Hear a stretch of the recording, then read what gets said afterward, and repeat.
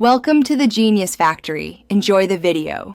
You start now, save any open files, and ensure you're signed into an administrator account so safe mode can run with privileges.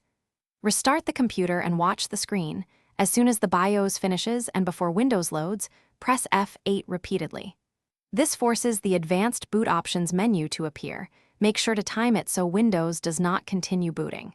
If F8 misses, don't panic. There's an alternate route using system configuration that we'll cover next. Once the Advanced Boot Options menu is visible, use the arrow keys to choose the safe mode flavor you need.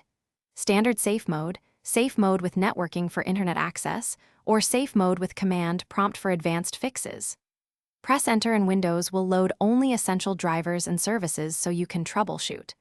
Alternatively, if F8 won't show, open Run, type msconfig, go to the Boot tab, check Safe Boot and Minimal, apply, and restart. This forces the next boot into safe mode.